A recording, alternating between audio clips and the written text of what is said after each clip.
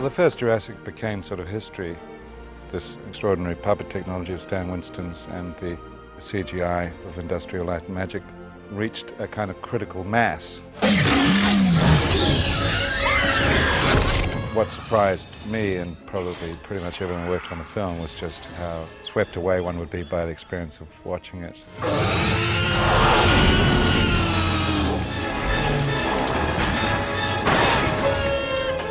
The fascinating thing about why I think these movies have worked so effectively is that they still utilize all the tools of special effects.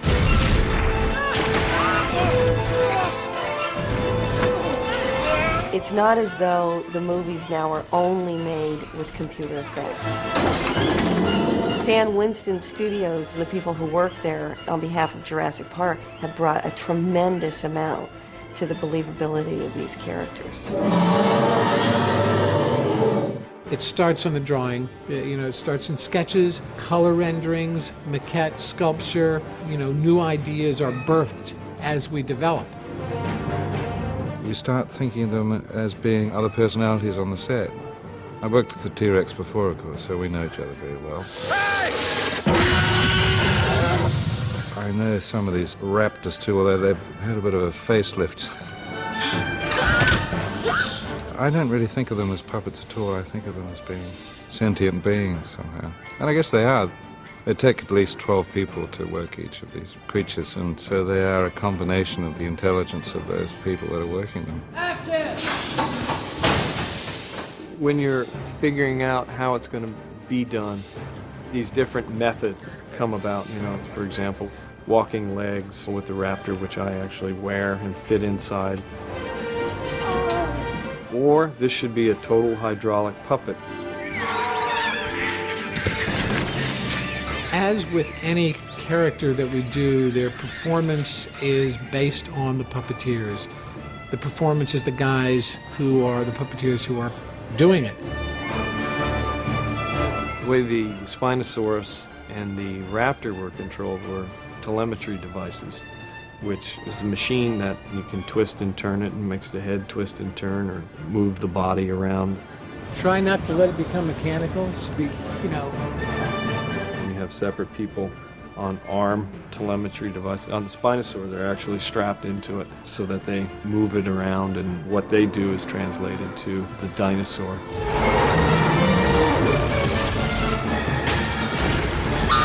Our director, Joe Johnston, decided that he wanted to have an airplane crash. And one of the interesting things that you'll see is you will see the principal actors in the airplane. Rather than stay very wide and do something CG or try to do something with doubles, we had to design a tree that really was a gimbal that we could put the airplane into and be able to move it around, tilt it, shake it. The plane crash and the aftermath of the crash, the destruction of the airplane, was probably the longest sequence to shoot.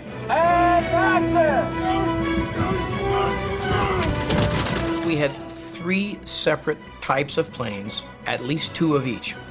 We had one that would sit in the tree and rock back and forth and complete the crash. We had one that would roll. We had one that would crush from the outside. One that would crush from the inside. So through the combination of editing this all together, it looks like one plane. I think all action-adventure movies today are enormously difficult because the audience expects a tremendous amount now. And in order to deliver that, you're asking people to really push the bar continually on what it is you're trying to do.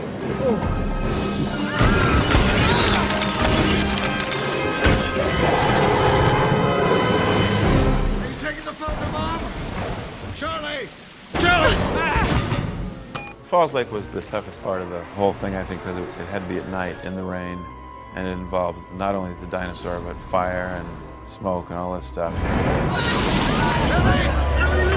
They've got the Spinosaur diving into the lake. I mean, come on. I mean, he acts in the water. And I must tell you that some of the most dramatic real-life images I have ever seen are of the Spinosaur in the water. This animal is alive, and he's in the water going after people underwater. when you work with the animatronics, it's terrifying. On the other side, there's some hysterical footage of us running through fields away from, well, nothing. In almost every movie, sooner or later, you just have to pretend. We had to run away from imaginary dinosaurs, and we had to see imaginary dinosaurs, and you just make it up. Joe will say, listen, take a tail, and you're like, take a tail, whoa, you know, going like this and pretending to see a tail. It's been amazing to watch these computer guys, men and women, setting up the shots so that they can put the dinosaurs in later. They put little lights out there, which are reference points, and then they shoot this big silver ball, which has something to do with shadows and things like that. And they explained the whole thing to me, and I nodded my head as if I had understood, but I don't have a clue how they do it. Basically, everything's new. We've got a bunch of new creatures in the way of the pteranodons, the spinosaurus, the ankylosauruses, and we're doing new fun things with them. In this film, more than any of the other ones, we had a chance to have our computer-generated dinosaurs interact with Stan Winston's animatronic dinosaurs. In the other films, we'd cut from ours to a cutaway of his. In this one, they can actually make physical contact. We have Stan's T-Rex lunging forward, and when you see the computer-generated Spinosaurus come from behind and actually bite into its neck. And I don't think anybody's going to be able to tell whose is whose, you know, whether it's a CG or an animatronic. I'm sitting here, but what you don't realize is there's 200 people behind me that's working on this movie, and it's an amazing crew. The process of putting computer-generated dinosaurs on the screen starts with the tactile art of sculpture. That's actually where the design phase of the dinosaur takes place. Once those sculptures and maquettes are done, we get them here at ILM. We scan those sculptures. From the scanned data, we can go into the computer and rebuild them to match the sculptures. Once the geometry or the outer surface is created, we have to introduce all the animation controls into that geometry, into that outer surface, so the animators can get in there and manipulate it and can move it, can animate it. The technical directors take the animation from the animators and then they start lighting it, trying to replicate the scene that the DP and the director set up in front of you with the plate. What we did early on in this production was to produce believable skin and muscle. Muscle under the skin, the jiggle of the skin. Well, we wanted it to be a process that was dynamic. In other words, if a leg slammed down, we wanted to see stuff jiggle the way it would and have it happen from dynamic forces that they can generate within a computer. And then the compositors who have to take all those elements and make them look like those computer-generated images belong in the real live-action plate. So it's a huge process, but it requires amazing talents. Ready and action!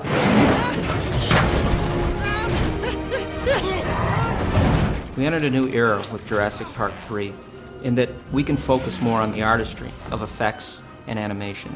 The tools are known now. Now all the focus and energy goes more into the craft of making these images. And I believe with Jurassic Park 3, you're going to see performance beyond what you've seen in the other movies. You put this kind of effects team together, the team from ILM and the team from Stan Winston Studio, and you have sort of an unbeatable mix that there's no reason why this shouldn't look and feel beyond anything we've seen in the previous movies. This is definitely a step beyond what they did in Lost World. And Lost World was a big step from Jurassic Park. It seems like there's nothing now that you can't create on screen.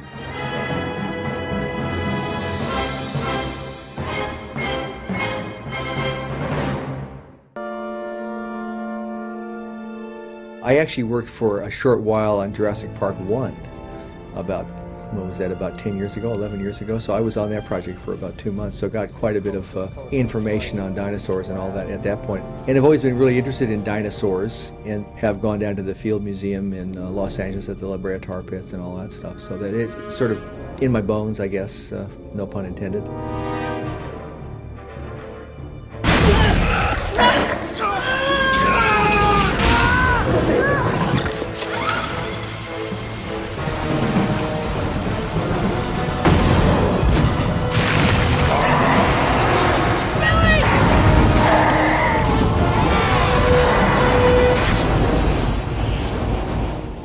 lot of drawings, a lot of designs that need to be generated. So I basically have a couple of art directors. Greg Papali is my supervising art director, and he's going to be staying here in Los Angeles and dealing with all the big stage sets that we're in the process of building and also will be building.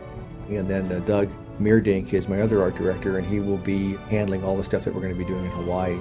And then I have set designers who do the actual working drawings. I guess you'd call them blueprints, because the construction crew has to have drawings to work from. Also, we have a concept illustrator, Jack Johnson, who's worked on a lot of these movies, and he's doing actually some of the images that are behind me. He's done concept paintings. Usually I get on a show the same time the production designer does, or within days. And I get involved in his areas that he think are really going to need to be developed first. And sometimes that's out of his head, sometimes it's strictly from a passage in the script or an outline.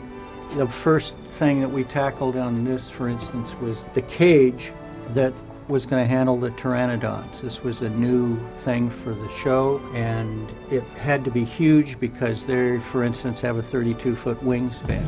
So I started fooling around with shapes, but in this case, because we have a director who is a former illustrator, art director, designer, he has some pretty strong opinions about the visual elements.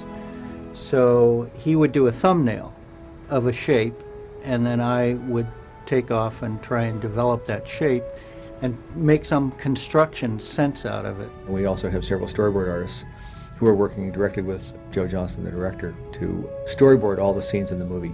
Generally, Joe will do a drawing plus talk us through what it is he sees the shots being. Then we will draw the storyboards in that sequence to tell the story almost as a comic book kind of thing, frame by frame. We sort of draw these in relation to exactly how they're going to shoot it, and so everybody sort of gets the idea of what the director has in mind, and the scope and the scale and the technical tricks he might want to use and or effects in it as well.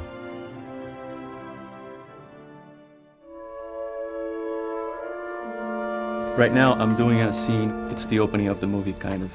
They're going to the island with a boat, and they're going to take off on this parasail, and they're going to get lost in the island. So I have the script page, and I follow the description, and I'm trying to figure out how they're going to shoot and the best way to tell the story through pictures. Then I'll show this stuff, all the storyboards, to Joe Johnston, and we're going to go through the boards and analyze shot by shot and figure out if that's the best way to tell the story. And he might decide to add a shot or two, or just sometimes just completely change the whole thing, you know? So it's just a way to show him, you know, what we're thinking and our input into the movie. It's gonna be okay, buddy. Especially with a film like this, because it's so technically complicated, it's very important to try to storyboard as much as you can in advance. Otherwise, it doesn't allow for as much spontaneity when you're actually shooting, because we're dealing with some really large Stan Winston creatures, as well as how those pieces are going to segue into what ILM's going to do. And so the more pre-planning we can do, the less it's going to cost us when we're actually shooting the film, and the more efficient we'll be. Here at Universal Studios, we're going to be doing interior as well as exterior stage space, so we'll be using several of the sound stages here. Stage 12 will be our major jungle set, and its variations. There'll be trees coming in, moving out, things changing. Stage 18 is going to be our preliminary process stage for our airplane interior and also other blue screen work that we have to do. And then we'll have a couple of other stages. Stage 29, there's a whole sequence where they're down in this canyon where the pteranodons live and they have to walk across a big suspension bridge. We'll be doing that there probably. And stage 27, which is the big deep pit stage here at Universal, we'll be doing the exterior canyon wall and all that, so we can get like a 50-foot high canyon wall so they can have them working their way down the side of the canyon. As well as probably the pteranodon egg nests, where the kid gets dropped and all the little baby pteranodons are trying to eat this kid. And then we'll also be on the back lot. We'll be using Falls Lake for part of the River Canyon. And then we also are going to be using part of this set from Jurassic Park 2 at the end of the sequence when they're on the island. They escape and they go to this one office, its whole compound. Rather than like rebuild it from scratch, we decided to try to use some of that structure, and then we're going to add our own structure on top of that. Same colors, those colors, so let's try maybe a black and maybe like a blue. The irony with Ed Verreau is that Ed goes back to Raiders of the Lost Ark with us as well, because he was a storyboard artist at the same time that Joe Johnston was working up at ILM and effects. So it's really nice to bring those two together now in the capacity that they're working with Joe directing and with Ed Verreau as the production designer. And the work that Ed did with the jungle sets is quite phenomenal, because by starting a movie like this on location where everything you're doing is backing into the stage work, so that jungle shot outside now are being shot inside big sound stages and they need to match with what you shot in Hawaii, that's enormously difficult to do. And I think he did an incredible job. And we also put together a set out on the back lot of Universal Studios, which ended up with a massive amount of scaffolding just to construct the hillside around the water. And he did quite an incredible job, again, of matching the locations that we found in Hawaii. And that speaks again to the importance of the pre-production work and the communication going on early on, where you have to know what those locations are early on in order to know exactly what it is you're matching. But he did phenomenal work.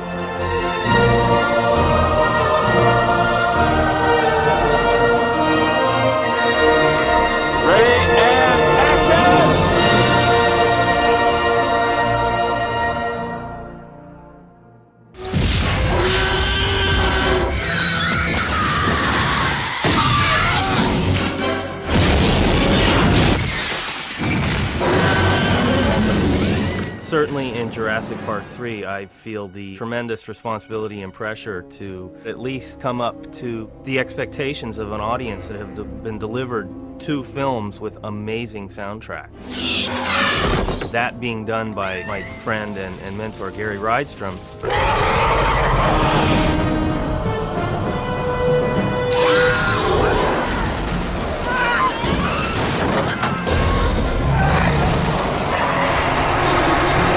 Basically how it breaks down is I'll read the script and I'll get a sense of what they're trying to do with the film.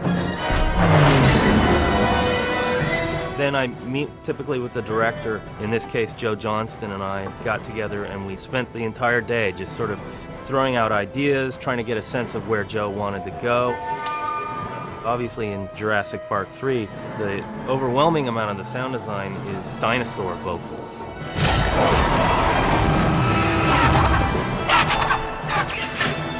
I can't tell you how many nights I've laid awake in bed thinking, okay, this is the 3rd Jurassic Park film. How am I going to come up with these vocals that will be fresh and new to the audience and convey the menace and terror of the Spinosaurus, the communicating abilities of the raptor, or the majestic quality of the pteranodon? When I started this film, I was very fortunate in that I had begun working with a couple of folks that are world-famous field recordists for scientists and nature documentaries and things of that nature, Kathy Turco and Doug Quinn. I knew that they had recorded many different types of animals around the world that I had, in some cases, never even heard of, and that's how I approached Jurassic Park 3, to collect as much new and exotic sounds as possible. In the previous ones, there was a lot of zoo recordings. In the case of what Doug and Kathy were able to bring to the table for me, many of these sounds were really created out in the wild. For instance, vulture recordings in Madagascar, that's not something you're going to find in a zoo. Or in the case of Kathy, climbing up on rock cliffs and recording all sorts of Arctic seabirds. There were certainly some recorded at zoos, and specifically to Jurassic Park 3, I got in contact with a fellow by the name of Ron Whitfield. He's a well-known big cat breeder, and he has a retired cat's home in the middle of nowhere. We were able to go to his site and record these big lions and tigers, some of which weighed in excess of 300 pounds, which played as a very strong element in the Spinosaurus, for instance. In the case of the Spinosaurus, I would use the low guttural quality of both a lion and an alligator, and I used the sound of a baby bear crying. And then I lengthened a big bird cry that had a raspy quality. It's almost like, you sandwich these together and then you start playing with them back and forth and figuring out how the components go together. The raptors have always played a key part in Jurassic films. And in Jurassic Park 3, the story is actually wrapped around the evolution that they've experienced since the inception of Jurassic 1. The raptors have become smarter, if you will, and therefore they've developed forms of communication. He's calling for help. Come on! And our characters are pursued by these very intelligent raptors that are communicating over long distances with one another, so that it really puts our actors at a disadvantage. Therefore, it put me in a creative position to really convey this communication. I did that by using these vulture recordings that had these wonderful little staccato sounds. And it's wonderful because when the raptor opens his mouth, you can sort of sense that this whole vocal cord is doing this sort of vibrato type of call. And at the same time, then I bring in the classic hisses that are a signature quality of the raptor. The great thing about this scene is that for a sound guy, for all of us who love this concept of surround sound, these creatures are surrounding the characters, and I can start to use the room so that we really feel as an audience that we're being surrounded, and the sound helps create this sort of tension within the scene. So then the instrument then plays a key role. Alan Grant blows through the skull and makes this sort of long, drawn-out cry that is based upon the same sounds that I use for communication. What I was able to do was I took the raptor cries and I gave the sound a resonant quality. And ironically enough, to me, it sounds like there's somebody blowing through a kazoo, but it still has that signature quality that we recognize for the raptor communication. I've been waiting to do a pteranodon for years. I started playing around with all sorts of different types of bird sounds. One is an albatross, and another is a giant petrel. And then I used this little creature that makes this long, barking, sort of shrill call. Not a bird, but nonetheless sounded very bird-like. So I started playing with the petrel and the albatross recordings and this little creature from Africa, and started blending different versions together and really created this sort of prehistoric cry that you definitely recognize as a bird, but you feel as though it's a big bird and a bird with power. I took a vacation with my family 3 years ago to Hawaii, and I had brought my recorder, and at one point I looked out of the kitchen and I looked in the backyard and I saw all these mongoose fighting one another to get these little scraps of cantaloupe or guava or whatever it was. So I stuck my mics out there and just left the tape recorder rolling, and I started playing with it for the babies, and it worked out perfectly because it has this sort of, it has a baby-like quality, yet it has this sort of ferocious, scattering quality. So that was the key component for the baby pteranodons. It really worked out well. With the pteranodons, Chris would be handling all the vocalizations. You know, he's getting all those big sounds from going out and recording animals or whatever he's doing. And then we're doing more sync specific, which are the wing flaps. I work with the Foley artists. They'll come up with the sounds, and I'll do my best to interpret what they want from it. I'll use my various devices to improve the sound that she's creating to make it believable to the shot that we see on the screen. The thing about Foley, you've got a Foley artist performing live to the screen. So if the bird takes a big flap and then small fluttery flaps, they can, in real time, recreate those sounds. So it's really faster and more efficient for a human to watch it on the screen and go ahead and recreate that sound. We'll create all the footsteps for all the characters that move in a film. That's what we're going to do here, is we're going to create some of the dinosaur footsteps, some of the baby pteranodon footsteps. If the people are swimming, we'll swim for them. We'll do some of those sound effects. When we're done recording, we hand those sounds off to a Foley editor who takes all our sounds and cuts them to be perfectly in sync with the picture. Then those sounds are handed off to somebody like Chris Boyes to create what's called the final mix and what's heard, what the audience hears in the theater and then, of course, at home. This film is definitely going to be driven by two things, sonically. It's going to be driven by music, and it's going to be driven by dinosaur vocals. So the two really have to work in concert with one another.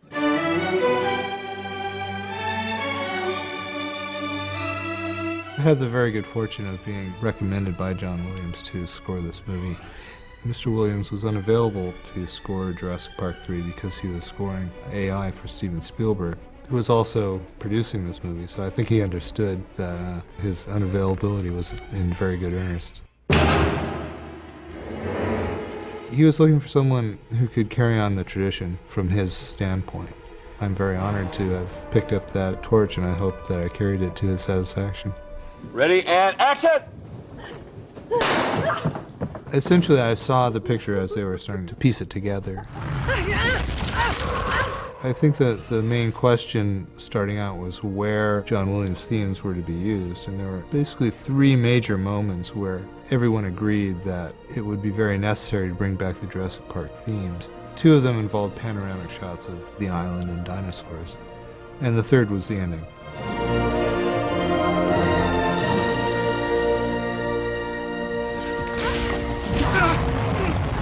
There was a new major dinosaur. We all agreed that that dinosaur needed new music. Actually, there's a major sequence in which that dinosaur has a fight with the Tyrannosaurus Rex. It's clearly an homage to King Kong when King Kong fights the Tyrannosaurus Rex. In approaching that scene, I was juxtaposing John Williams' music for the Tyrannosaurus Rex with my music for the Spinosaurus. For the Spinosaurus, I brought in extra tubas and trombones, so there's a very big low end in the brass contingent. And we had two sets of timpani drums, which is quite a, one set of timpani drums is quite a sound in itself, but two of them really very overwhelming. We're not leaving this island without our son. Then you can go and look for him. Also, there are new characters. The Bill Macy, Taya Leone characters, they're making a big personal sacrifice in this movie for their son. Listen to me. We'll find him. And I felt there was a pretty strong need for some thematic material that covered the unity of the three of them. Taya Leone and Bill Macy had been split up, and this ordeal brings them back together with their son. So it's kind of a reunification theme. As the audience becomes more and more attuned to what's going on in the movies, I think that the function of music becomes more and more clear. And I think the audience are starting to expect the score to function in a way that, brings them into the movie.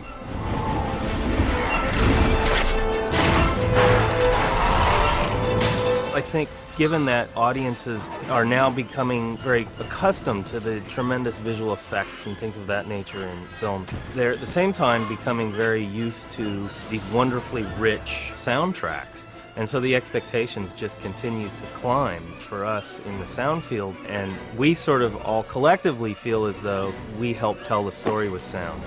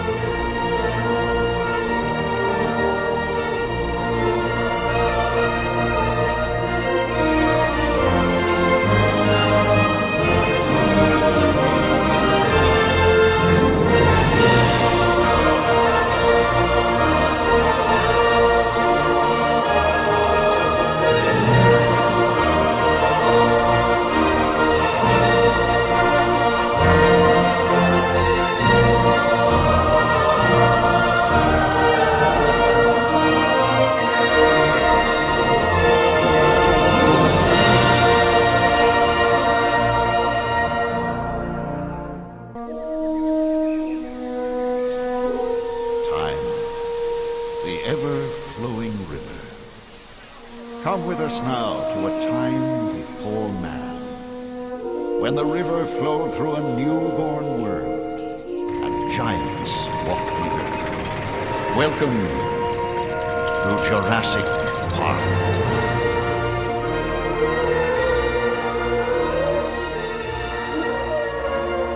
The ultrasaurs in this lagoon are the largest creatures ever to live on the Earth.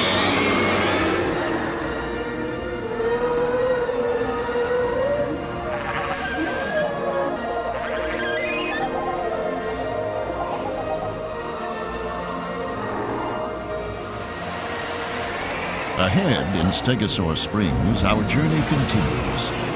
Heavy armor plating protects these great beasts from savage predators of the period.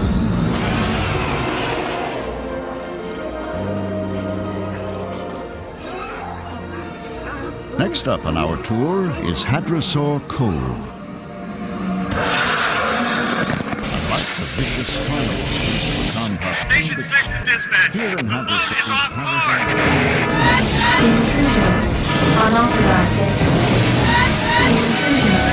Unauthorized entry.